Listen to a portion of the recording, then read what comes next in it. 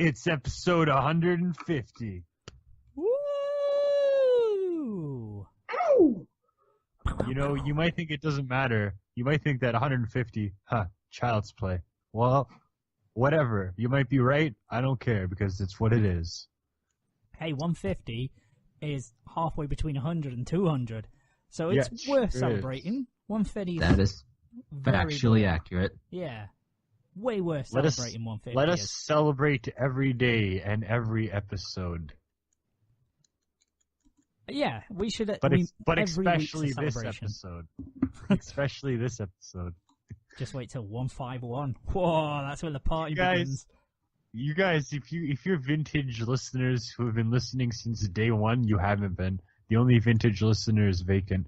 But otherwise, you might have never thought we would have made it this far. But you might have even bet money you wouldn't have made it this far, and in which case, we're sorry.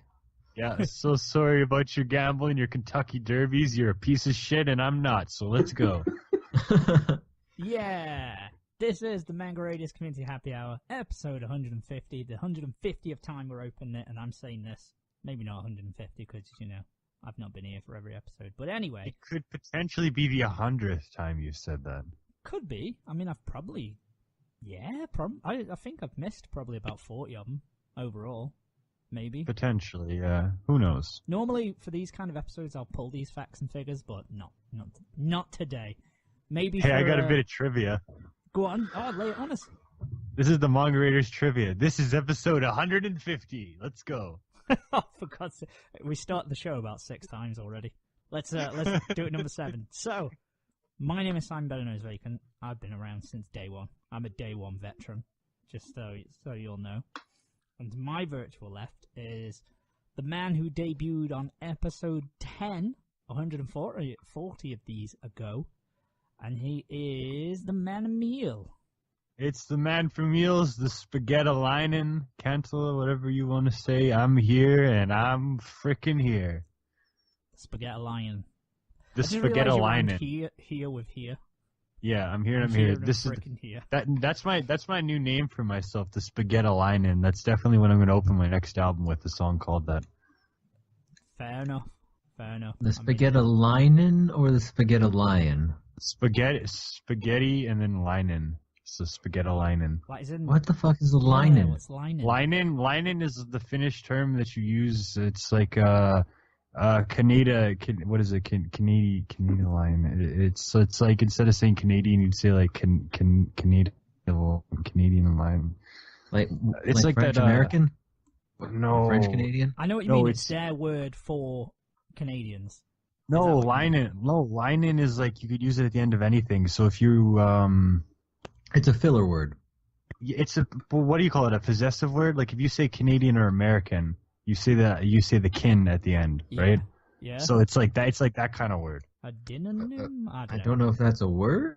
Who knows? It's like no one cares. Instead of whatever. It's an addition. I don't know how to describe it, man. It's okay. You be the spaghetti lion. The spaghetti lion. Spaghetti-o lion. Because again, I don't know. Whatever. That's him. And to his virtual left, debuted the same time as me, episode 1. He's been here from the beginning as well. He was the senior member. He was the moderator, the person who was supposed to bring credibility and prestige and keep everything in order on the Manga Raiders Happy Hour. It's Coryn. See, I was there, Gandalf, making jokes about my dick from day one. There we go. Dick joke since day one. I mean, that's kind of true. There's probably at least a dick joke once every half hour. Probably once every 10 minutes maybe on the show. I don't know. I don't know if we're having that much. At least one an episode. Yeah. I mean, I know for a fact there's at least several episodes that are named after dicks or dick jokes. Sometimes specifically mine. Dick wizards. Very Coryn's dick's got a mention. Painfully specific, you might say. Thinking of you, Dick Pie. Putting your foot down on the Dick Pie, that's another one. That's probably the most disturbing of all dick references, though. Because usually dicks aren't pies. Normally. In the natural state of things, dicks are indeed not pies. They can create pies, but that's Sure, another but- show entirely. We'll save that for the episode. Yeah. And rounding out the cast, the man who debuted on episode 5, so the midway point from us and Manimal, he's returning. You've been asking for it. It's the MVP that you people have voted. Might be making this up. There wasn't a fan poll or anything. But, But if there was, he would win it. Yeah. Yeah. I'm back, and I am very tired. Yeah. We all are. We'll get it out of the way. I'm not tired. We're recording this. We're recording a little later than usual. Freaking revved up right now. That's good. You're tired of your customers. Hey. No. Today everyone was kind of all right. The people that came in, there were a couple instances of putting on the hard line, but Hard-boiled animal. Yeah, getting a little hard boiled, but otherwise it was kind of okay. That's good. I may have just closed Sky. Yesterday, however, is a different story. Well, let's get into it. I was just saying briefly, this is coming out a day late, but you already know that because you'll be listening to this a day late, so I don't need to say it. So, let's roll on through because we've got a lot to cover, a lot of ground to get through here. How was your week, Manimal? What have you been up to? Just another crazy week in the life. Nothing too specific this time. It's like, let me put it this way: if you go to sell your TV somewhere and it doesn't work, don't bring it back 3 times and with different people bringing it in. Okay? Don't do that. I'm not gonna freaking you're not gonna fool me if you get different people to come in saying, this is my TV. It's not your freaking TV. I'm not falling for your shit. Oh, but you see, you were fooled because it wasn't 3 different people. It was the same person with different mustaches. God damn it! How did they get me? They even impersonated someone who I knew. But anyways, Oh, that's awkward if you knew them. Oh, so they just pretended to be someone that you were aware of, or they actually? No, it's entirely different. This is a strange dynamic that I don't need to get into in this episode. Okay. But Your sugar daddy? Jesus. no. But anyways, so I beat Spiderman, and that was good. It's a good game. I'm playing it right now. Also, I want to 100% it because like I'm already 70%. It takes nothing to 100% this game. I'd say I played it like every day for a couple hours, so it's not like it's a good length. I was gonna say, how long did that take? Because you only had it last week. It's probably like a 10, 12-hour game to beat the story. And I was going pretty hard on the story as well. And I liked it. I thought it's basically like the best Spider-Man movie ever in a game, is the easy way of putting it. Like, the gameplay is, again, amazing, as I said last episode. And I really it's fun as hell. This is a game that I thought was just totally worth buying on release because you just need a Spider-Man game in your life. Like, it just lends itself perfectly to a game because it's so smooth. Very good. Oh, yeah. I just finished chapter 1. I'm not mainlining through the story. It's mostly just, hey, you can find these backpacks around New York. And I said, all right, I like swinging around. I will find all these backpacks. Yeah, that does it. But I think the story's worth it because it's actually it's a pretty good story. So far, yeah. I like what they do because it's Spider-Man 8 years after being Spider-Man, so we can skip the whole origin nonsense and just get to freaking cool-ass Peter Parker beating people up. Oh, really? You mean you don't want to see Uncle Ben die again? Yeah, that's quite interesting. I quite like that idea that they've sort of... Yeah, that's smart. Just get rid of the whole origin. Everyone knows who the fuck Spider-Man is. Since they go 8 years in the future, it has like events that have happened that unfold the more you play the game and figure out what all the interpersonal drama and all that kind of stuff is. So, you're beating up villains and Spider-Man's reminiscing on the first time you beat him up. Like, it's just it's just set in a good era in the life of Spider-Man, Mm-hmm. I just wish, because Yuri Lowenthal is the voice of Spider-Man, and he does a good job, but he's just Yosuke. That's all I hear. His cop partner is also named Yuri, so it's this weird Peter Parker as Yuri Lowenthal talking to Yuri Lowenthal, who's also voiced by the lady who does Mitsuru, because it's that same voice actor crew. And they're good too. I like Yuri was probably like definitely one of the better characters in the game.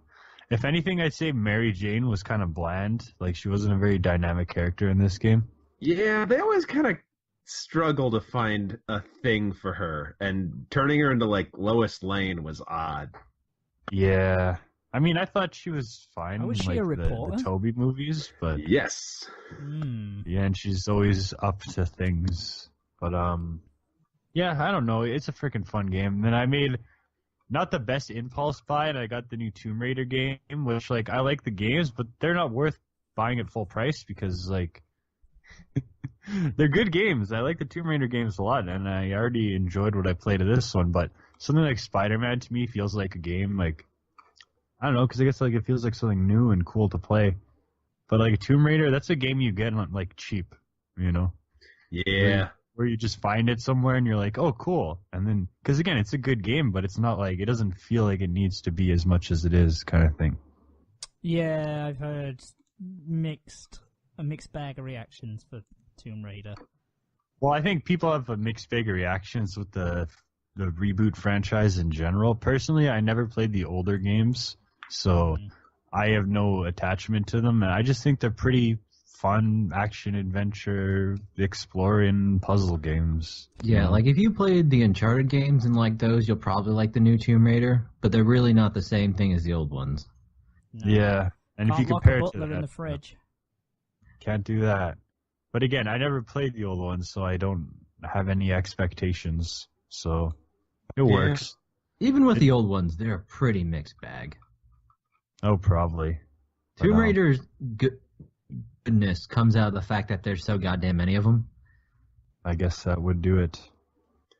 I remember mostly playing, like, when the Xbox 360 first came out, all the demo stations had 3 games, and going through Cameo Elements of Power and deciding I never needed to play that game, followed by that one level of Call of Duty 2? Yeah, that was a launch title. And, man, this Tomb Raider's pretty fun. I can see what the appeal is. Well, back to Call of Duty. Yeah, pretty much. But, you know, because I like to buy games when they're new, but, like, I quickly realized it was a bad idea. It's fine but, you to know, hold on. But you took the gamble, so there you go. Go along with it because it's a fun game and it will give me what I need anyway. I would imagine that and even Spider-Man are going to be down to like $30 around Black Friday time. I think that's when I'll Spider-Man. pick up Spider-Man. I think Spider-Man will hold its value more because it's an exclusive game, and it's the first. Agree, but they've sold a whole shitload of that game. Yeah, Yeah, that's that true seems as like a well. game that it's going to be the thing where a bunch of people bought it new, so there's going to be a shit ton of used copies.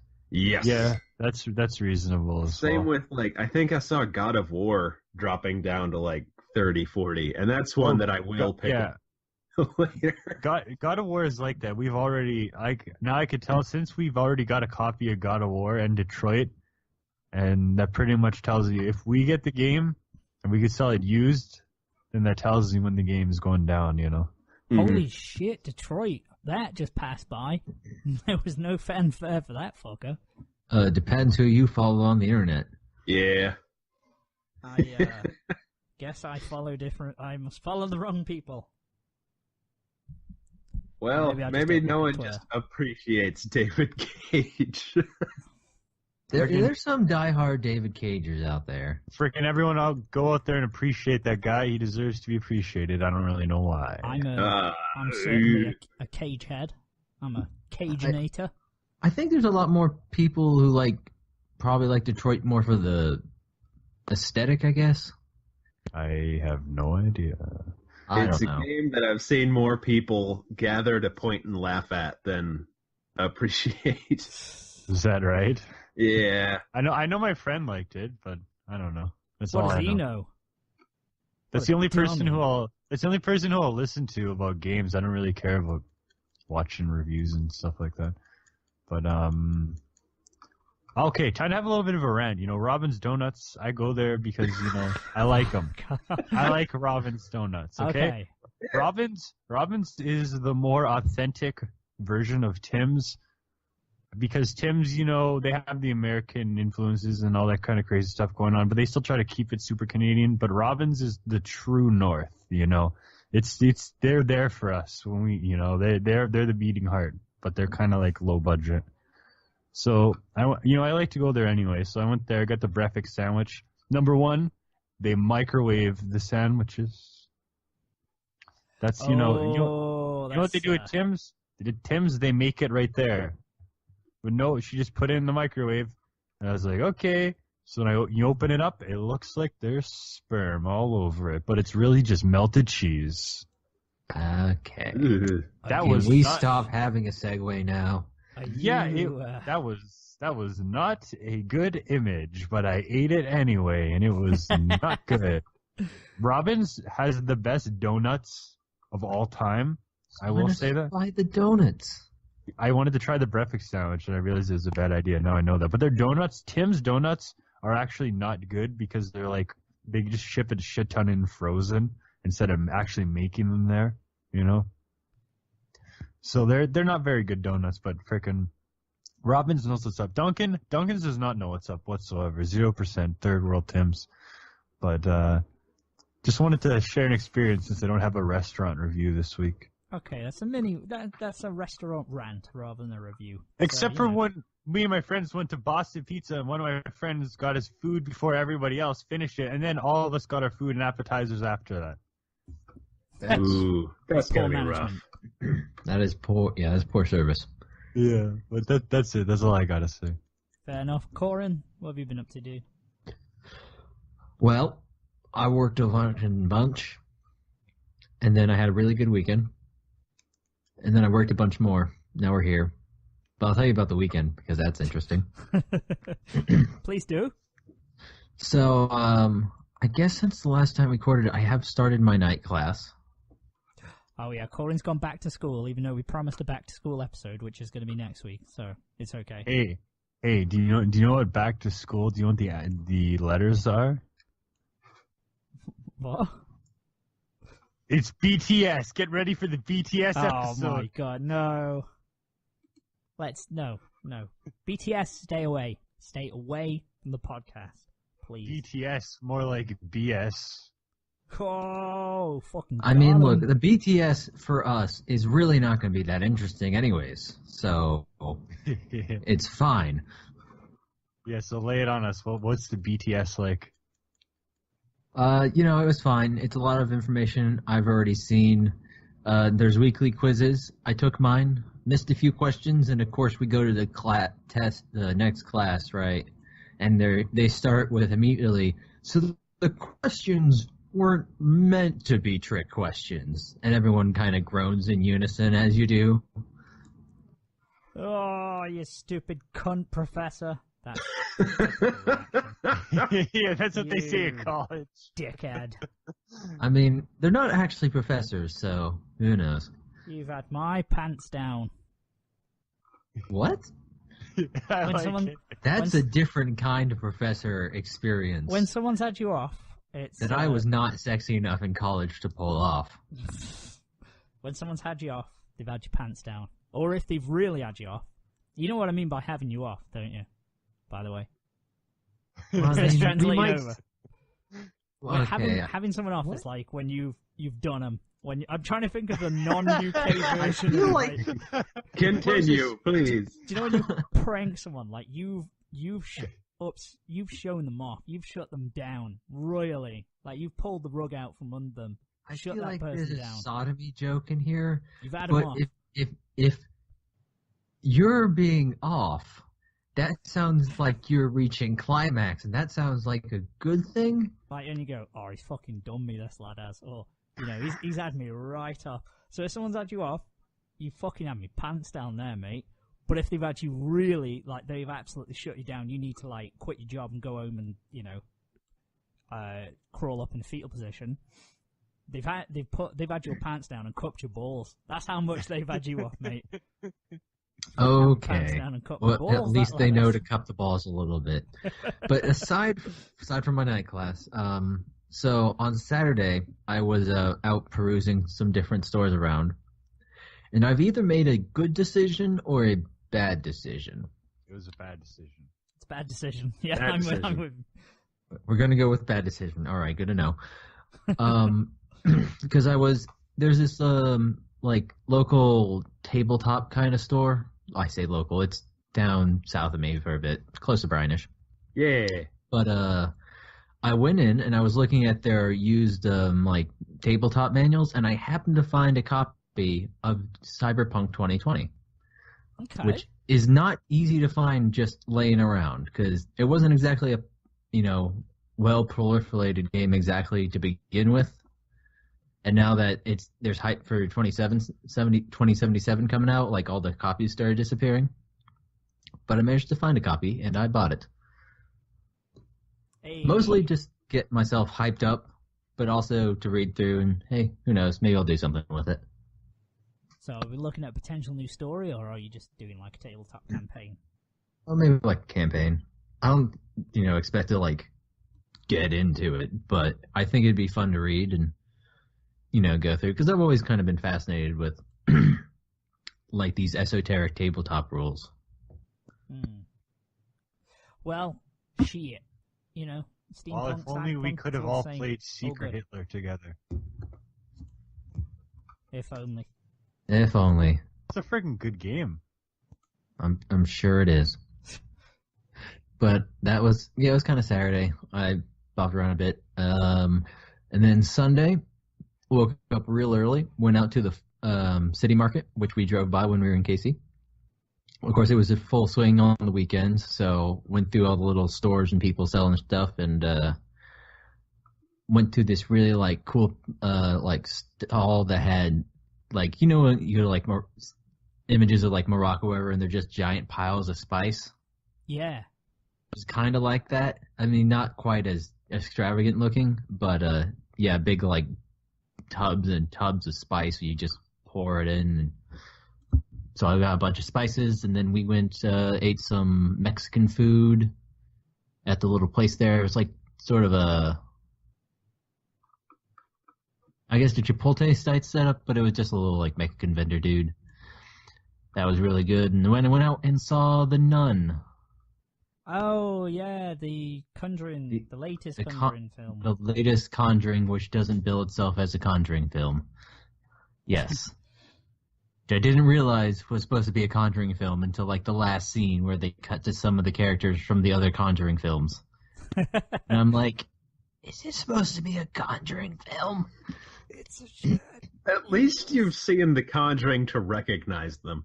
I've seen some of the Conjurings. It's the two. In real life, they were just a bunch of hucksters. But it was like this married couple who'd go around and be like, "You got ghosts in your brains and your house.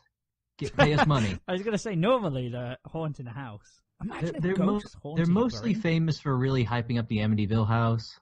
Yeah. That's kind of their I remember thing.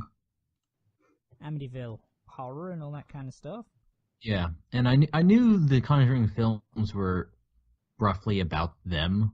So when they showed up, it's like, oh, this is probably The Conjuring. I've seen The And it Conjuring was- 2, and that's it. The Nun was fine, I guess.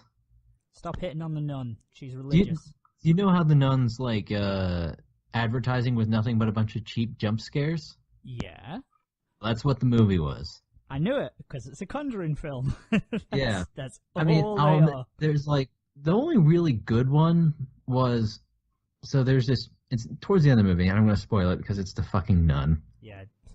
No, I don't think many people are going to care about spoilers. If you really care, stop now and skip ahead like a minute. Oh no! So like, there's this dead nun on the ground, and they're like, they think she's dead, and I think there's like the priest doing something with a cross on top of her. I don't think they're trying to exorcise her. I think he might just be like given lights or something. You can see how well I remember this. But the dead nun, who's obviously possessed by a demon or some shit, springs back to life, grabs the crucifix, and then swear to God, looks like she jams it straight through his scrotum. Ooh. I mean, Now that's you find lesson out learned. about a minute later, she just kind of nicked him in the side apparently, but it looks like she jammed it straight into his scrotum, and I just curled up like a snail in the moment. Lesson learned. Whenever you're performing exorcisms, don't have your balls out. That's probably rule number 1 in the playbook. Maybe wear a cup if you're investigating a haunted castle in Romania, where this entire film takes place. I will have to say, one of the characters was actually really fun. They had some decently written jokes in this film. Because there's this one dude who wasn't actually, like, Romanian or anything. He, like, lived in this little Romanian village, but he was actually Canadian. Hey, they get everywhere, these little Canadians. Fucking Canadians. French Canadians, too. Frick, never mind, no shot, I'll take it back. You were just gonna shout out the representation. That ain't representation. So yeah, if you're looking to rent a movie for $1, maybe get The Nun. But it's whatever. They'll be getting none of my money. That's been my week. I'm about none and done with this. Well, let's none and done and move on to Nair. How was your week? The past week, not great, but like the past 4 weeks have on the whole been pretty good. How long have you been off? It's been a few weeks. It's been a minute. But I finally bought all the parts for and assembled my new computer. Woo! So I've got that baby up and running. The first thing I bought to play and test it out was Cuphead. Cuphead is very fun. That is one of those games that just goes, hey, Brian, this one's for you. And that's nice. That's good. Spiderman. Also been playing that. That's fun. You get to swing, and you don't mean a thing if it ain't got that swing, as I say. But it got that swing. Drop. I think I'm gonna have to get Spider-Man. I am in that. Do you know that between phase where you're in between games and you're just picking at the stuff you have? It's probably worth getting on sale for you, I would say. Why for me? Why? I don't know. The distinction? You seem like the kind of guy. You seem like the kind of guy who'd play it for 30 minutes and go back to Fortnite. Whoa! I mean, I mean, it's got really fun mechanics. I think it's one that I wouldn't replay it over and over, but I'd certainly play through it once, really enjoy it, and then move it aside. Yeah. Like, I don't think it's a game that I'll ever go back to, day after day, but a couple really good long sessions. Yeah, that's all I'm I think looking you for. can get your money's out of it. Yeah. Well, yeah, Maybe a game like this, if I played it when I was like 11 in the PS2 era, I'd play the shit out of it and listen to Noxcast and have a great time roaming around, but nowadays it's a lot different, Oh, God, this is a beautiful game for podcast stuff. Oh yeah, like this is the kind of game like the Hulk Incredible Ultimate Destruction was one game that I just played the hell out of, just running around this Hulk breaking shit while listening to Noxcast, It was quite a time. It's a fun sandbox of like, oh no, this next objective is all the way across New York. Whee! Well, it's the fact that it's in a city, in such a well-detailed city like this, that makes it good for me, Every once in a while, there's just a moment of, oh my God, the money poured into this thing. Oh yeah, because it looks freaking great, It looks quite nice. And just there's so much detail in the environment as well that makes it just so freaking cool. Mm-hmm. I also realized there's a bunch, because one of the things you get is take pictures of landmarks for landmark points, and that's one of the things you use to upgrade your suits. There's also like 40 secret landmarks that I've found maybe 5 of, and that's getting me right back in there. Oh, it's a good game. It's so good that I'm playing it as we speak, as I said last time. Fair. Yeah. I'm really waiting to get, because they also like throw suits at you constantly. Yeah, there's a lot. And I'm waiting to get the one that I've seen that's just a cel-shaded like cartoon version of the suit. It might stick out awfully, but I want it. Yeah. Well, 'cause there's also the Flaming Skull one that's pretty spectacular. Have you seen Bombastic Bagman as a suit? From the time Spider-Man lost his clothes and just wore a Fantastic Four uniform with a paper bag on his head? Oh, what the? No. Yeah. That is in the mini game? games. Yay. Maybe not this one. I'm hoping like if they release the DLC, it might include more suits. I should imagine that's a big DLC item for this game. Well, the only reason I can think it wouldn't be is because they intentionally left out the Baxter Building from New York. They didn't want to have any Fantastic Four references because they're still not on, speaking terms with the rest of Marvel. So, like, you see the Sanctum Sanctorum, and he goes, "Oh, I'll bet something strange happens in there." Or there's an achievement for just squatting on top of Avengers Tower. And there's frickin' the pizza theme is in this game from Spider-Man 2. That was pretty spectacular. Gets a thumbs up, Spider-Man. Mm-hmm. It gets like frickin' good old greasy thumbs up, like 2 greasy thumbs. Is a greasy It's thumb actually better than a normal really thumb? good way to say it. Of this is the big new popular thing, but boy, if it didn't earn it. Yeah. That's fair. Just what else Good time. did you get up to now? I don't know. I'm racking my brain for things. I know I've done things in the past weeks, aside from electronics, but honestly cannot think of anything. That's fair. I always do the same. I Been listen to working an everyone's awful week, lot. and then I'm like, shit, what did I do? I had things. I should start writing these things down of anything that I did of interest.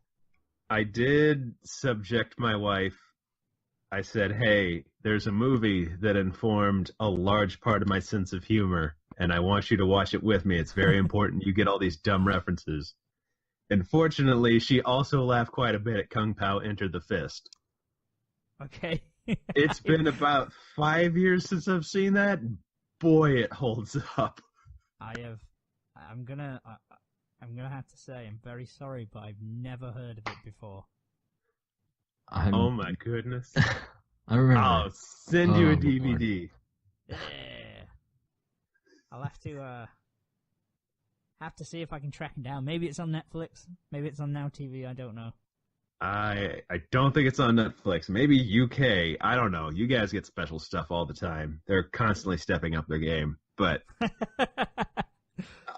if you can find a pirated copy of that, give it a whirl. Still good. I will hunt it down feverishly. Feverish. Yeah, that one. I'm gonna do that. Whatever I said. Watch that kind of in lieu of any actual anime. Because haven't had a lot of free time. Well, that wasn't Spider-Man, I guess. I got my priorities.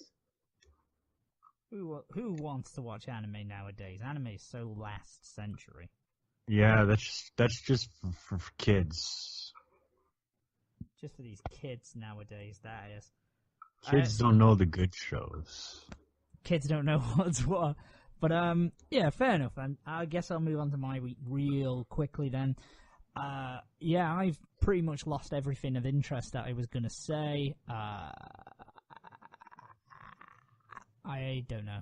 I can't remember. What have I done? What have I done this week? I don't know. I don't know. Only you would know. You frickin' base. I don't fucking know. What have I done? I don't know. Yeah, I've been working. You had a lot. all this time to think. I don't think. I listen. I participate. You know, when I'm listening to what people are saying and responding, I don't tune out.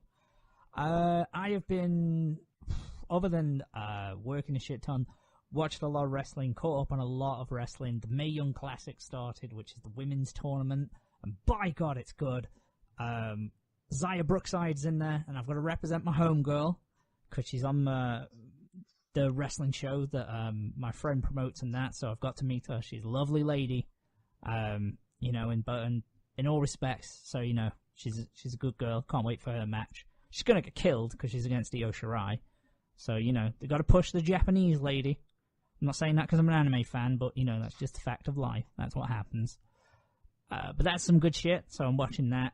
Recommend that to everyone. Had a little pay-per-view party because Hell in a Cell was on Sunday. Saw the sickest spot. I've actually, the first time in a long time that I've been uncomfortable watching wrestling, because we all know Jeff Hardy. I think you guys know Jeff Hardy from being kids and that. Bit of a risk taker, he's still in it. Little Jeff. And he's got the, what's the word? Are they stretchers in your ears? Do you know when your ears have all holes no. He has them, right? So he took out his earring, and during the match, Randy Orton goes and gets a screwdriver from under the ring.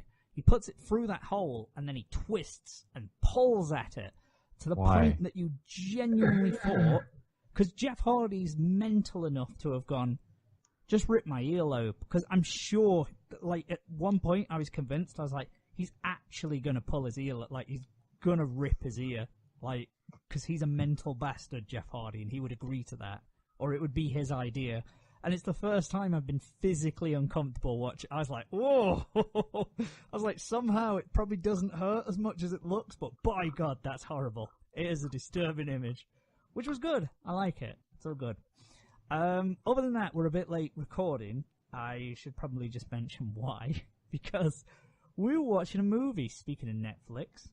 I didn't decide, but the other half decided to sink 2 hours into a film called Sarah Burgess is a Loser, or A Loser Called Sarah Burgess. I don't know. Have you guys seen it advertised on Netflix?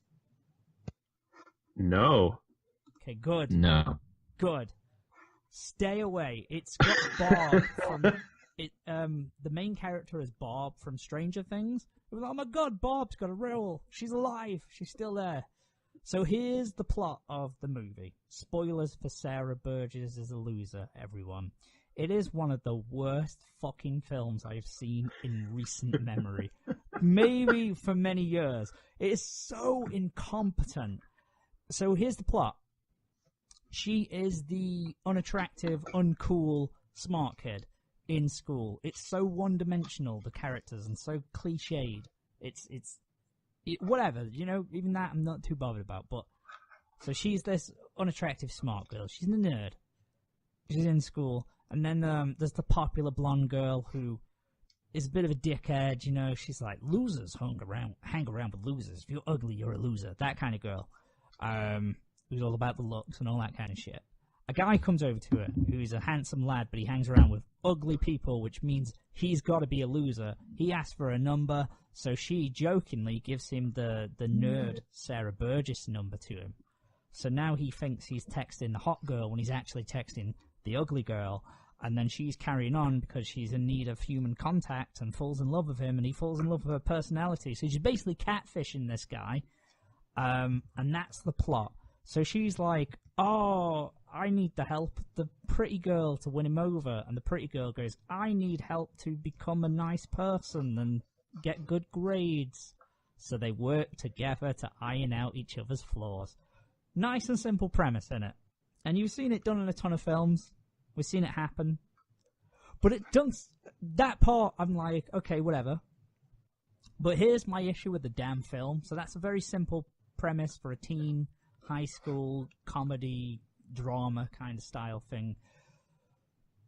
The fucking climax of the film is that he's aware that he's dating this pretty girl. He's always thinking he's dating the pretty girl. The smart, ugly girl pressures the pretty girl to go on dates with him and stuff, and then she gets upset when he comes up and kisses the pretty girl, despite her forcing her to go on dates with him when she clearly didn't want to. So he kisses her in front of the ugly girl. She gets annoyed. She does some fucking thing to embarrass her, and if you get embarrassed in American high school, you become unpopular and a social outcast, and you have to sit on a table on your own and all that kind of stuff. So she's been a dick to the pretty girl for no real reason at all. So what normally happens in this kind of situation, when the main character's been an arsehole, what normally happens? Tell us. Hey, you've been a jerk and it's time for you to change. I just realized how I've been such a bad person. Exactly. They realized that they were as bad. They realized the error of the ways. They were as bad as the pretty girl in other ways. And it's their redemption. And they make up for everything. And they get a happy ending at the end because they deserve it. Because they've redeemed themselves in the eyes of everyone. And they haven't asked for the happy ending. But you know what? Everyone's forgiven, including the audience. And they're going to get with them. Not in this movie. Oh no, if you were asking for that, that does not happen. Do you know what happens instead? Nothing. Nothing happens in this fucking movie. She's an arsehole, then she kicks off at her mum and dad going, why are you so positive? Well, it's easy for you when you look like you do. I look like this. Do you know how hard it is to be ugly in school? And as I go at her mum and dad, and then nothing happens except the pretty girl goes, do you know what, I'm going to talk to the hot boy because he hates us both because we catfished him. I'm going to say, do you know what, Sarah's a good girl. She goes over and talks to the hot boy. Hot boy comes up at prom night to the ugly girl, takes her out to the fucking prom. She kisses him, and then she looks at the girl, the pretty girl, and then says thank you. And they go, it's okay, I'm sorry for being a bitch. And that's it. That's what happens. There's no redemption. She doesn't deserve that happy ending. Sarah Burgess, you were a cunt. And then you got a happy ending. You don't deserve that. You didn't earn it in any shape, in any way. Fuck you, Sarah Burgess. You are an absolute loser. Your movie is a failure, and you're a dickhead. I'm glad you died in Stranger Things, Bob. Stupid freaking Bob. Fuck you, Bob. Bring back Bob, I say. Bob best not appear in a high school drama in the next few years. He did Breakfast Club. He knows what's up. That guy is. Anyway, I don't know why it got... I think it's just because it's fresh in my mind, and we were watching it, and I was, like, aware. I was like, I need to record after this. And I was like, I could have recorded an hour ago. We could have started. I could have done anything. I could have watched more anime. But instead we watched this. This thing that got made. It's like they just wrote 2/3 of the story and went, never mind. Don't matter. Like, I don't want to quote Mean Girls as a successful example of this, but Mean Girls does it right. When Lindsay Lohan gets all the shit, she redeems herself, and she's not asking for the happy ending, but she gets it in the end, you know, and it's all good and everything works out. But anyway, fuck Sarah Burgess. Fuck you in the arse. You stupid bitch. She's actually intelligent. But anyway, other than that, I watched Full Metal Alchemist Brotherhood, still watching that, I'm plugging through again, you know, having the old retread. But that's all from me. Let's roll into the news, because we've got a lot to cover still, so I probably should shut up rambling. Now, here's a question. Do Tell we me the want to question. do news? I mean, there is Nintendo Direct, but is anyone bothered about Nintendo Direct? Not particularly. Isabelle from Animal Crossing is in Smash Brothers. There's going to be a new Animal Crossing. Jesus. There's a bunch of Final Fantasy games coming to the Switch. Yeah, I think that's about it. That's pretty much the highlights. Luigi's Mansion 3. Yeah. For 3DS. Isabelle, the memes have been born because Isabelle is coming to Smash. On the console front, I'll hit them quick fire. Sega's delayed the Mega Drive Mini console till 2019, but it will be a global release. At least that's what they're planning. That's cool. I might pick that out. But also, not to miss out, Sony have mentioned, they have debuted the PlayStation Classic Mini, which is a little mini PS1, which works exactly the same. It's coming December the 3rd this year, globally apparently, and it has 20 games pre-launched, including Tekken 3, Ridge Racer 4, and Final Fantasy 7. So pick that up, everyone. Do they got Crash on there? Maybe, because it's got 20 games on, and they've only announced 5. And you better throw it on the garbage if you don't have Crash. I would assume Crash, Parappa the Rapper, Tomb Raider would all be there. They'd certainly be sure. Because if you think of the biggest hits, maybe GTA as well, the originals, surely they've Driver 2, Future Cop, Twisted Metal 4. I'm pumping out Wild Arms in there. Oh yeah, they Okay, got but Wild Arms. How could they not put a Twisted Metal game? They have to put Twisted Metal 4. They've only Maybe announced like 5. I'm just worried that they would avoid Crash and Spyro and like because Castlevania they've Symphony of re-released the them. Night because those are all getting re-releases or have already Okay. gotten one. Yeah, but it's not the PlayStation Classic if you don't have at least Crash 3. I understand, Oh man. but these people don't want to give Sony. Oh, I'm here. is it just I'm an ad? here. I Oh, think it's wait. just Nick. I thought that was my internet. Haha. I think it's just Brian. For once, it wasn't me. These people don't want to give Sony the time of the day. Sony got to him. Oh shit! Yes, yes, Nairbons. That's very interesting of Oh, you to he's back. say. What? Woo! Did Sony get you? Possibly, but yeah. What? It You cut gotta, off you at got, you Sony, gotta have they don't wanna Twisted give. Metal.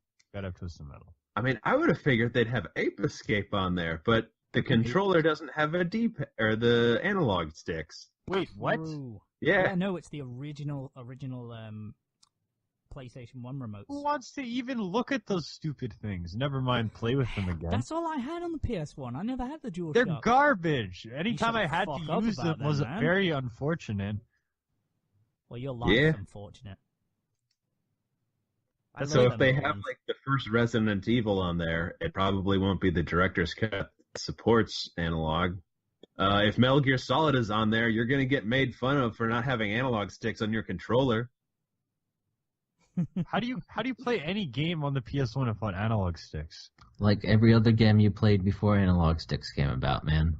Well, I never Yeah. played any of You those. just use the D-pad. It's fine. You can use Less it. comfortable. It is more awkward. Range of motion's limited, but, we made do with what we did. You play Sonic a lot. You've played Sonic on Mega Drive and shit. So mind you, that's Yeah, 2D but that's scroller. different. Yeah, I'm talking about the okay. PS1. I'm talking about you're gonna play Driver with the friggin' D-pad. That'd be stupid as hell. I'm saying, dude, it was in early days. They didn't all work great. Well, the freaking flat controller, that's what you give to your sister. It's not what you play yourself. All right, dude. I will say, D-pad on PlayStation is not as comfy as anyone else, really. Nah. Shout out to the N64 controller. Yeah, when's Best the setup ever. N64 Classic coming? I mean, it keeps getting rumored, so... I They're would gonna assume do it's it. Of coming. course they're gonna Yeah, do it. They're it's gonna make I'm it great. also waiting for that Game Boy Classic that's also getting rumored. Oh, yeah. Oh, is that right? It's a Yeah. both of those are cash cows, so they absolutely will. Like, I can't see any reason why they wouldn't, unless the licensing or something. No, because Nintendo owns most of its own shit, doesn't it? Or at least enough to release a console. Look around. This.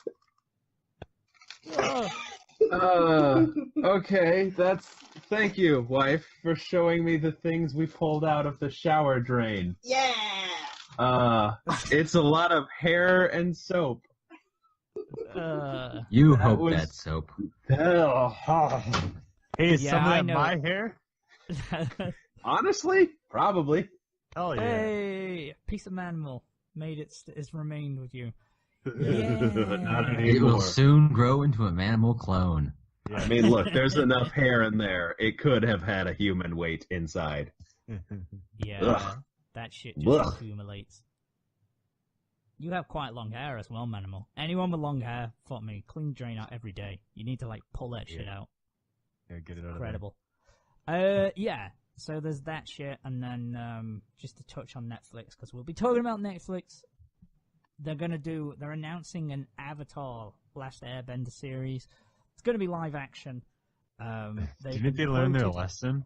Well, it's this time it is made by the original people, Okay. and they have a better CGI budget, from what I Alright. hear. They've also said that I can't find the quote right now, but they Is- said apparently the cast would be Culturally Accurate? appropriate or something culturally like that? appropriate. That's what it was. They're not going Um, to cast a bunch of white people as Asians. Yes, this Basically. time it will be culturally appropriate. Yeah, and they've said that the movie was also criticized for its blah, blah, blah, was an agonizing experience in every category I can think of. It's Another true. still waiting to be invented. Throwing so shade. bad. But it was bad, so there you go. I mean, it's justified there. So maybe it'll be good. I've never really been a airbender kind of guy. Yeah, but, I'm not really a James Cameron fan, but I'm pretty down for this.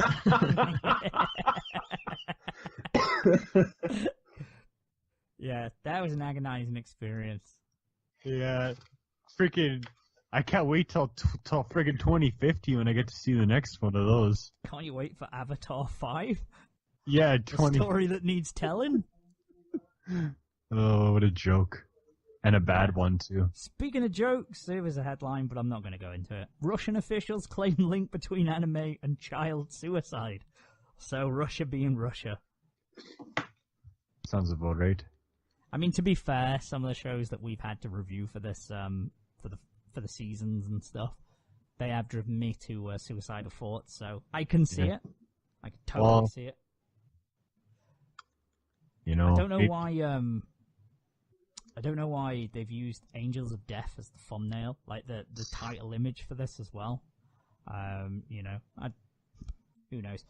But that's all for news. I can't be asked to talk about the Conception game because we spoke about it on the fall season preview and all that shit.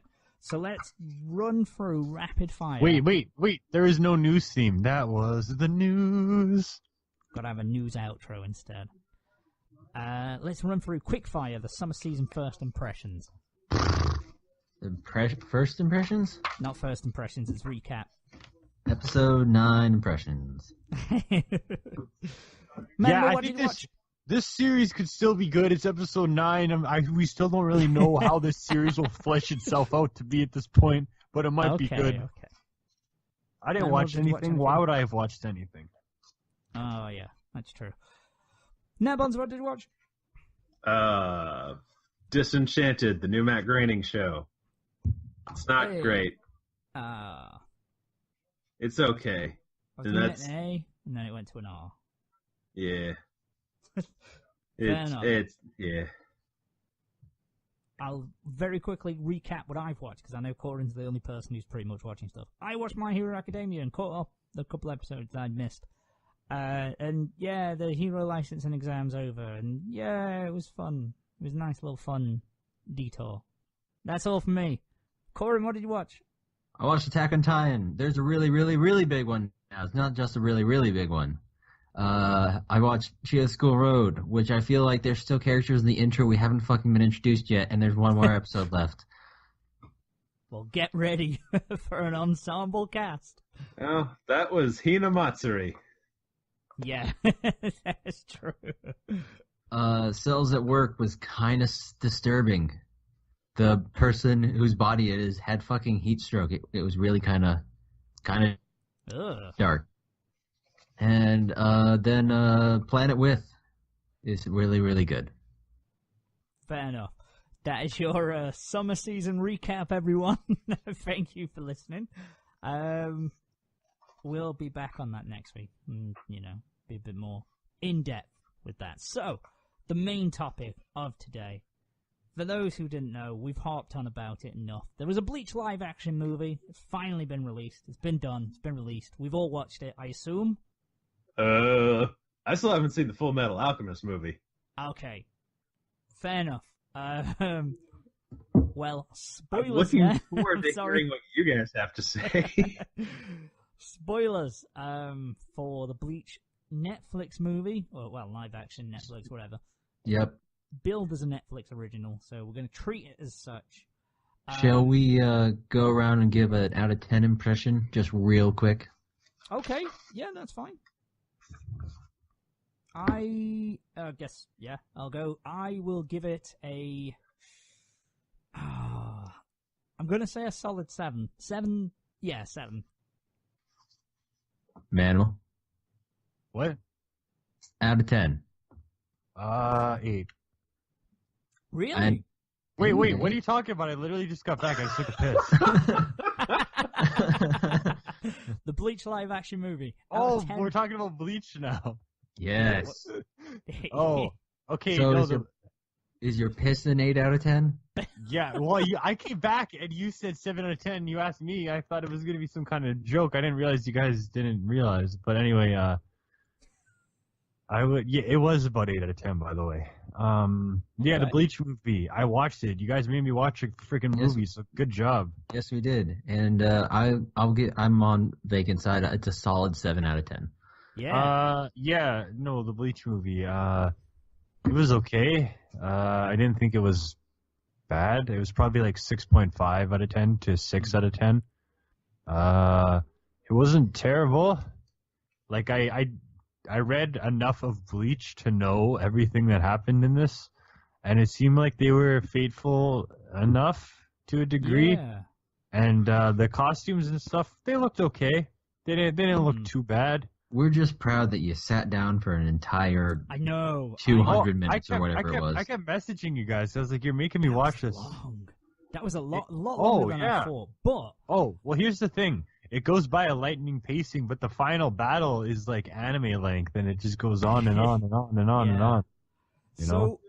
Maybe it was just because my expectations were so low of this movie. Like, we've seen Japanese live action adaptations before, and there's not really any that I hold in high esteem. And maybe I'm a little biased because I dig Bleach. But then again, I dig Fullmetal Alchemist and Death Note and all the other ones I've ever seen, Attack on Titan and everything. But anyway, it was better than I thought. It was a lot better than I thought it was going to be. One of the main... It was like, you know, obviously I watched it because I had to watch it kind of thing, not because I wanted to. But I was just kind of like, you know what, this is entertaining. Yeah. It's not terribly put together. Main question that I had for the film was, we knew it was going to be the first arc, the leading up to the Soul Society arc, so the first 21 episodes or whatever it is in the anime. Don't know how many chapters. It's like 50 or 60 chapters, I think, in it, if I recall off the top of my head. I might be way off, but whatever. That's a lot of content, a lot of material, and a lot of stuff to cover. In a 2-hour movie, I had reservations about how they would do it, but they changed the story enough to make it work. Yeah, they condensed a lot of stuff. They changed a few things. Some things I questioned, but for most part, it was mostly me kind of nodding my head, going, "Yeah, you would change that if you got into a movie." The angle that they took, I thought made sense. Yeah, to make a movie, because basically the main difference was they had Rukia there. She obviously had her powers taken. This in the first 10 minutes, so the first episode was condensed in 10 minutes, but it was fine. And I mean, honestly, I cannot tell you anything that else happened in the first fucking episode besides what we saw. Yeah. Oh no, that is pretty much it. I don't know how the first episode of Bleach didn't just take 10 minutes. I really can't tell you that. Yeah, because they hit pretty much every scene. I'm pretty certain they do. But hey ho. Yeah, so they condense all that stuff, but Rukia immediately goes, "I want my powers back." And it sort of occurred to me in the manga, I'm just like, she never does even attempt to. She never really tries to, probably because she can't. But I was like, oh yeah, that's a decent angle. She basically says, "Let's reverse it. You stab me, give me my powers back." They attempt it, and then Rukia's like, "Shit, you can do it. However, your body's fucking new. You're a newborn in the world of Reapers. You're weak. You will die if you do this. So I'm gonna have to train you." Ichigo says, "Fuck off." He has no interest in being a Soul Reaper. He's like, "Nah, not in it. Not doing it." Which is pretty also true to the manga. Yeah. It's pretty faithful to the material. And then the whole dilemma is basically Renji and Byakuya come very early, a lot earlier than they do in the manga and the anime. And they give him an ultimatum. They're like, you either kill him and take your powers back forcefully, or we'll kill you, because you've done the grave crime of giving a human Reaper powers. It's against the Reaper code, man. Yeah, that Reaper. There was a point in there where, like, Rukia was talking to Ichigo, and she was like, "It's against the Reaper code," and Ichigo's like, "The Reaper code?" And I'm like, "The Reaper code?" And then they never mention what... I was like, oh, okay, they're going to explain this later. They basically had to come up with a shorthand for reason these laws have to be, I guess. Yeah. It's never really well explained in the original why all these weird laws are on the books. Yeah. You don't even, like, get into it later. Because, like, in the manga, Renji and Byakuya just like show up and just stab Ichigo a shit ton of times, and it's like, we're leaving, bye. Yeah. And then Okay, we're taking it back. it's like 15 chapters later. Oh, by the way, Central 46 is a thing. It's a bunch of old dudes, and we listen to them because They're our government. Why do we have a government? We just do. Did we perform fine without a government during most of the Bleach story? Yes. yes, Hey, nothing changed. Actually, it just kind of actually got easier for us. Nothing So Is Yeah, that why the Soul King took over? now he was always a thing. Oh, just don't question it. balancing was he like a souls. figurehead? He apparently didn't govern anything, if I remember off the top of my head. In Bleach, No, the he Soul was King like just balances Literally, the flow of souls. yeah, it's like Soul is the linchpin of the universe. Yeah. Aha! Okay, but like we have an important question. Where's the bear? They got rid of the bear. They had a lot of the slapstick comedy things. So in the beginning, the first 5 minutes, with the skater punks who knock over the kids' flowers. That's the very first scene in Bleach. That was quite comedic. You know how he was kicking people away on the skateboard, and it was a bit over the top. How he was launching them away, and I was like, do you know what? I'm down. You know, it's a bit comedic, but that's fine. Whatever. You don't want to take yourself super seriously. But then they really toned down that kind of stuff. They didn't have the bear, didn't have Cone. Yeah. Also, They did have comedic Rukia drawings, although they didn't have it on a notepad, which was a little disappointing. But I was appreciative they were in there. I thought what's his name, the Coryn guy that had him clogs. Urahara? Yes. He was in there, but was not funny in it. Although that's also pretty true for this part of the manga. Yes, but he had a hat, so I laughed. He did have the hat. Everyone's One of the first outfits things were I actually mostly on remember point. about early Bleach was there was a parrot that was very important. Was there a parrot in the movie? No, the, that was the parrot- that was one little mini arc where we introduced Okay. Chad. Ah, is And Chad also, in the movie? I have to. Chad is in the movie. All the, okay. I was gonna say because there's Ichigo has like two male friends. The quieter, nerdy one is not in there. Keigo, the loud, boisterous one, is in there, and I really loved him because he repeats the same joke 3 times throughout the movie, and it's perfect. Because basically he pops in, guys, did you hear about Ichigo? And everyone's like, no, what happened to Ichigo? And he like sits down like really sad. There was an explosion. He died instantly. And then you just like pan over to Ichigo who's standing directly behind him. No, I didn't. I'm Okay, sure that's like, in the manga. I think it is, but they definitely don't like Only do it once. that rule of 3 thing. Yeah. Here's the important question though. Why isn't the ginger girl ginger? Because Okay, yeah, they're- they didn't. because they're I don't know.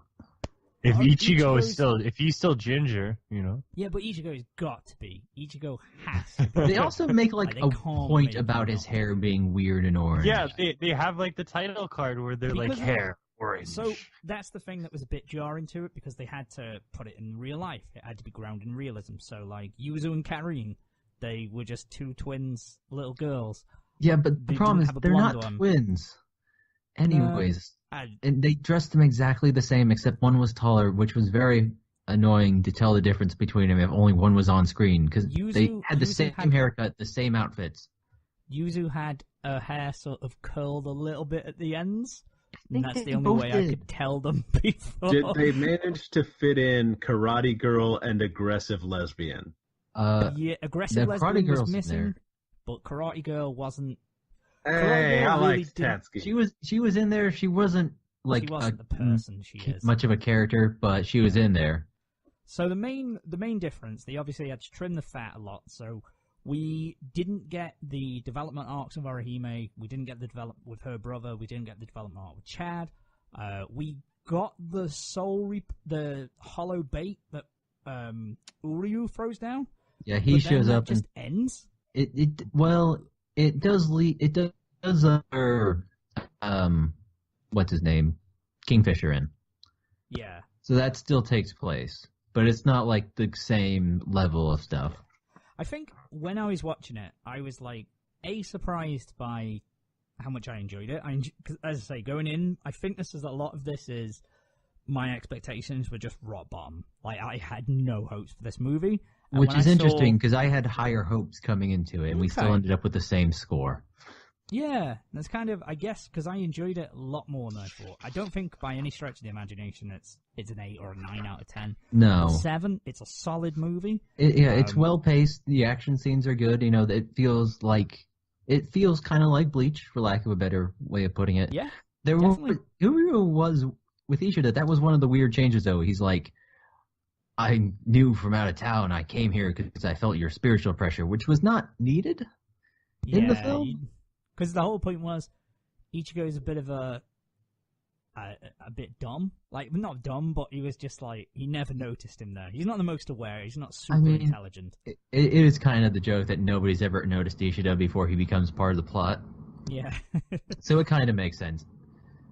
So let's, I'm trying to think of a way to structure this. I probably should have prepared something. Okay, let's run down characters then. So, character work, we've kind of spoke about it a lot in general. Did you like Ichigo? Do you think it was a good performance? Do you think it was true to the manga? I liked Ichigo. I liked his actor. I thought it was funny that his actor was clearly taller than Chad's actor. Yeah, he was. Chad's actor was still super tall, but the guy that they got to play Ichigo was fucking ginormous. He looked tall. He's heads and shoulders above all the other characters. And then every time he's in a shot with Chad, they have to like shoot it in such a way like Chad's always sitting down. They definitely had to do some like, it was always like looking up. It was angled up at them, like the camera work and stuff. But yeah, he was I enjoyed his performance. I thought he was good. He captured the similar kind of energy with Ichigo, and he looked the part. I liked it. How about you, Manimal? I thought he was alright. I didn't really particularly think anything of any of the actors in this movie this way or that way. Good now. I was just kind of like, they're doing their thing, and it's not terrible. The dad, Ichigo's dad, was definitely putting on his anime characteristics. He was definitely, doing some anime things. I mean, that's Ichigo's dad in the first bit. For most of the manga, that's just what his dad's like. Yeah, and he was putting it on a little bit in this. A little toned down. I am glad they got the oversized poster of their dead mother on the wall. I'm sad it was not covered in stupid graphics, but you know. Yeah, that was kind of weird. But it's actually a movie poster. It's supposed to be weird. Yeah. Also, like the Ichigo, he does his classic shonen things where he's all like, I don't really care, but and he invited the hero, and I don't know, Yeah. I thought he was all right. He was very competent. Like, I thought it would be be a bit weird. Like, just seeing the different hairstyles and stuff, I was like, oh my god, no, they are real people. Like, Yuzu and Karin are just two little girls. They're not, the blonde, distinctive. You can't really recreate them, if that makes sense, I guess. Or at least you can create. That's anime. Yeah, that's the thing, and you're like, oh yeah, these don't look anything like them, but it didn't really matter after the first part. And then Rukia, you're like, oh, her hair, it's not the Rukia hair. But then it didn't really matter as you went on. You were like, nah, that's Rukia. And Orihime, she had the Orihime pout down, like the little weird sad face that she does a lot. She had the hair clip? She had the hair clips. Which did it turn into magical fairies? Nope. No one else got magic powers. Although Chad did just straight up fucking like baseball catch a giant metal sign. Yeah, but he's like Chad though. Yeah, Chad in episode 4 or 5, the whole parrot thing, a fucking steel girder drops off like a skyscraper, and he just blocks it with his shoulders. Yeah, but like covers the bird. Is Chad like super powered? Like, does he have like shit going on, or like he gets like magic arms? So he doesn't get magic arms, but he is inhumanly strong for no good reason. In the beginning of the show, he's like a fucking tank. Chad is the absolute monster of the crew, and then after about episode 30, he becomes the weakest member. It's really weird. He's like, after he loses to Kyoriko, he's just a little bitch. He doesn't do anything worthwhile in the rest of the entire series, I don't think. He does defeat that one Exospot dude eventually. Oh yeah, that's true. And then gets immediately done by Noritora. Yeah, but then Noritora like also kills like 2 other much stronger characters anyways in the meanwhile. So But in the first series, I think that was the main thing. Been watching this, I was like, God, this makes me. I remember the first season of Bleach. That's a fucking good show. The first arc is sensational. I love that Monster of the Week, bookend development, and then you have Grand Fisher and all that. I think maybe because it was the first anime that I ever got into, I kind of got that little bit of that feeling again of just that sort of excitement and that nostalgia, and I really enjoyed it. Urahara was weird because he was older, but obviously he's supposed to be old. That's kind of the point. But he was like the Urahara. I mean, I think he's right about the right age, but it just never Anime read makes well. everyone youthful. It does. Everyone looks young. Yeah, that was the thing. I was like, oh yeah, this is absolutely the age he probably should be. Anime makes at some point it makes you older and then it makes you look young. Everyone looks like they're in their 20s unless they look like they're 1,000. Yeah, there's no cutoff point. Same with Japanese people in real life. You go 2020, 2020, whoa! And then they hit the age wall, and they age rapidly. But, that's what them genes do. Gripes that I had, speaking of characters, okay, they didn't have much budget. That much was obvious, the effects and stuff. Let's be clear, they spent their budget on the, last 30 minutes of the film. True. Okay, but here's the question about the ending. They're having this big battle. They're taking forever. Where's the freaking emergency personnel? Well, I don't know. We'll get into the big battle in a second in a minute because obviously that's a big part of the film. So we'll talk about the climax. But the gripe for me is the costumes.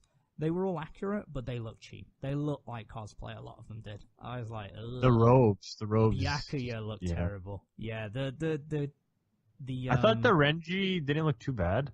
No, I think the thing is, it's not that they had poor quality costumes. I think it's just the nature of the beast. Is that when you make that particular thing, it's a very simple thing to begin with. You can't add a lot of details and stuff. You can jazz something up to make it look better in real life. I wouldn't have mind them using a bit of artistic license, like they did with the Soul Society. There was a very brief clip of the Soul Society. The Soul Society. I believe I sent this out in the chat. Doom pillars. Everything's the same except for the giant purple doom pillars. It looked fucking cool, the Soul Society, and it looked awesome. They've had a bit of artistic license. I liked it. Ichigo didn't look too bad. The sword, you could tell at some point you're like, nah, but that's, again, as you say, nature of the beast. It is what it is. When you've got a giant sword. I kind of liked the way that he had the giant sheath and he just threw it off. Because, that would be impractical to fight with. So he just chucked his giant sheath off and just threw it at Rukia at one point. Yep. I think it was Byakuya that just really stood out to me, and I was like, oh, that doesn't look good. I wasn't a fan of that one. Had too much hair gel. The clothing was fine. Again, I didn't have any trouble with the clothing. I did notice at some point, though, that Byakuya and Renji definitely had a different colored black to the kimono than Rukia and Ichigo did. Yeah. There was... Yeah, I don't know. I wasn't huge on the costumes, but it didn't take away from it too much. I was like, I didn't pay any mind to it myself. Yeah. I'm saying I think that's just what a kimono looks like. That's and you all are just gone blind by the anime. It's not that. Like I say, if you look at the Byakuya, nah. You're not making any valid points here. Besides, meh. I don't know how to explain that. I just didn't enjoy. For me, I was like, it looked a bit cheap, looked a bit tacky. It did look like it was. We bought these online from a cosplay company in China. That's fine though. Like I say, it's not a blockbuster. They haven't got millions to spend on wardrobe. That's what you're gonna get when you've got people who have got to, they've got to ration that budget out. And I think for the most part they did well with the budgeting because again, the effects. They didn't have things. They omitted certain things like Rukia coming through the wall. They didn't do that. They just had a straight shot of where Ichigo turned around and she was in his bedroom right away. So I think they kind of limited it. And the spells and stuff, there were kind of no frills. But they did more with the CG in the final battle, which we'll talk about in a minute. So it talks about it's like isn't Bleach supposed to not have backgrounds? I mean, it does, but I don't know if you can get away with that in this particular instance. Yeah. In the movie. Very quickly touch on the soundtrack. I like the rap music, however... I drink your milk! Yeah, the song that was on for like the first half... I drink your milk, you gotta drink your milk! I feel like it's a lot cooler if you're Japanese. I was gonna say, and you're no not a idea what native the English lyrics speaker. are. Yeah. Because I was like, I'm bumping to this. This is like the Bleach style, you know? Oh, I'm Yeah. digging this. But it was something like that. It's like I'm gonna drink your milk. Like there's something about like specifically. It's like you gotta drink your milk or something to get strong. Something about specifically about drinking. being strong. It was a very but specific definitely detail. In English, the impactful line was, "You gotta drink your milk." Oh, you gotta drink your milk. Yeah. Something like that. Oh, okay. And I feel like it's just not gonna age super well, but like also I did appreciate how there were actual like snippets of the Bleach music in there. Mm-hmm. If you listen, they kind of remixed them a bit and kind of had it in background. Yeah, I didn't really notice any. I'll have to, because I probably would watch this film again, so I'd have to listen back and see if I can catch any of them. I mean, that's a good library of music to have. There's some great soundtrack tracks for Bleach, so you could have taken advantage of them. I don't know if they shared a license, but whatever. I just wanted to touch on the "Drink Your Milk" song. Yeah, that was probably the only noteworthy part of soundtrack that I noticed in this movie. Yeah, let's talk about the fight scenes then. Let's talk about the action. Yeah, so I was surprised. It was okay. I don't know. Yeah, I alluded to it before. The sort of CG budget, I guess they were limited, so they sort of did a kind of.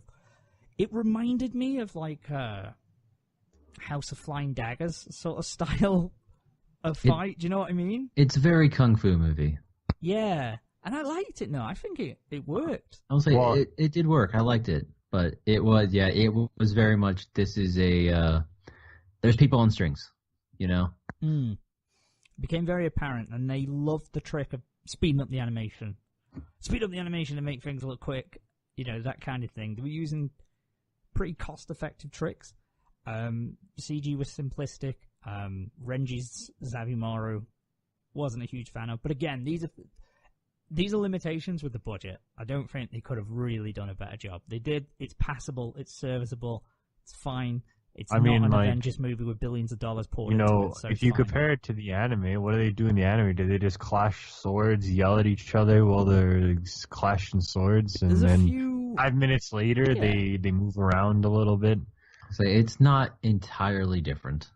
Yeah, there's a few cases of spells and stuff. I guess a couple of comments that I've seen is people like saying Rukia never gets involved in the fights, whereas in the manga and the anime she does. Like, she'll attempt to try and fight, even though she's weakened, so she'll try and use Kido and stuff, but it's a movie, she's got no powers, that's fine, you know? I get that people are saying that she was a glorified sidekick, but that's kind of the point. She is weak. Like, she's lost her powers, that's the point. But yeah, the action itself, like I say, very kung fu-y, and you got the feeling almost like the Jackie Chan style movies as well, like the very practical effects in terms of the stunts, you know, when they're getting pushed through wooden fences and crashed into cars and all that kind of stuff. It was pretty cheesy when there was like the money shot of like Ichigo and he's behind like flames or whatever. And he's just kind of like looking over, and it was definitely the big shot they put on the poster. Oh yeah, that's the epic one. But yeah, I like the fight. I was surprised the Gren Fisher fight left the cemetery and went into the city, because I just thought they were going to fight in that location, because I thought it would be easier for them to have shot it there. But I appreciate that they did, because I wanted to see a lot of the bits from normal people's perspective, where they can't see what's going on. That's a good angle to take, and that really grounds it, I think. Because in the anime, you don't see that too much of just the destruction, because there's a lot of fights in the cities, and you think, hang on, come on now. Whereas this really tore through everything. And it was fine. It was a fine fight. You know, you were involved. You know, I generally like the way this movie was filmed. Like, I liked I liked the coloring in like the rooftop shots where it was very blue. Like, I'm definitely a big fan of like big city shots in movies. Yeah. And then even like the lighting in the homes where it was more like orangey and shit. I like little details like that in movies, even if it's unrelated to everything else. Well, no, it sets like a subconscious mood. Like, yeah, that blue specifically in the city, like on the rooftop, like I don't know, like it's just like, it's something specific, you know? Yeah. But, yeah, I liked all the fights in that. Renji and Byakuya turn up. We have a good long fight with Renji, which is a nice little fight. Like a good sword fight, because it's hard to do a good sword fight, you know, and make it interesting for more than 2 minutes. But they did it. I thought it was fine. Did anyone use their Zan pancakes?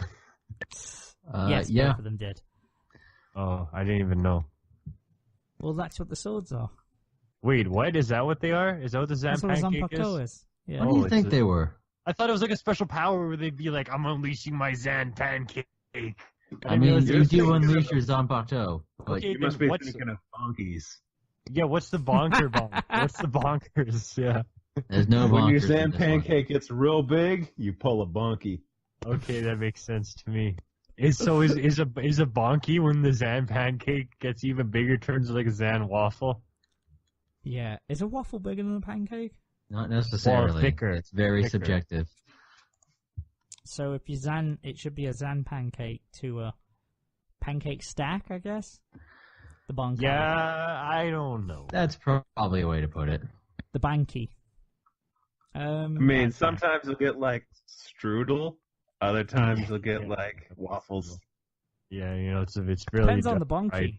It's like going from regular pancakes to like chocolate pancakes. Okay, it's similar, but it's different in a way that's probably better. Shit's on lockdown. Like, Ichigo is famous because his sword turns into funnel cake, and everyone just goes, man, I could go for some funnel cake right now. Everyone loves On an unrelated note, I could go for some funnel cake right now. Never had funnel cake in my life. Does that make me a bad person? Yeah, you're pretty much a terrible person. Makes you a healthier person. What is funnel cake? It's like difficult fried. to describe. It's like like a pile of yarn that is drenched in powdered sugar. It's basically pure sugar. Okay, that sounds good. I want that too. I'm all about I would say sugar. just look up a couple videos of people making one to get the hype. Okay, and then I'll make one. Cooking with Vacant. What else did I want to say about this movie? Okay, Coryn, you haven't really said your piece on the final battle. What was your feelings? I thought it was pretty good overall. I thought it was a little weird how Byakuya just kept having to stab Ichigo. I think he has to do it like twice in the show. Yeah, he does it 3 times here. The one problem I had with it was they did the whole, when he resheaves his blade and it clicks, that's when he falls, which is fine on the first time, but they did it all 3 times. And I was like, come on now. Yeah, that part felt pretty repetitive. Like you didn't need to do it that many times. Yeah, they took it a little too far there. So that was do it. You should do it once, then he'll just like kick him in the face or something. Like he took his sword out one time, and then it's all it's necessary. Because that was the point. He stabbed him. He stabbed him twice, but it was in one movement in the manga and the anime. He did it like so quick, no one even saw. Like he just glided past him. Didn't even and he doesn't cut the sword apart either, which is strange. It feels like they ran out of money for just one more prop because they got a broken sword for Renji. Yeah, it was. They could have just reused the same broken sword, and no one would have even known. Yeah, you wouldn't. It was a bit overdone. Like I say, that bit felt a bit. Well, it felt that was I get what they're doing, but the movie was going along at a good pace, and then that scene just went on. Yeah, because it's like I get that he keeps getting back up, and he just keeps getting back up, but it was kind of drawn out because he'd like draw his sword slowly, then he'd do it, and then he'd wait for a second, and then he'd click it back in, then he'd fall, and then he did it again, and then he did it again, and yeah, so that grounded it a little bit to the whole, and then obviously Rukia did the whole where she took her powers back and did the I hate your speech, you know, if you come any closer, blah, blah, blah, you know, trying to protect Ichigo. And then she went off.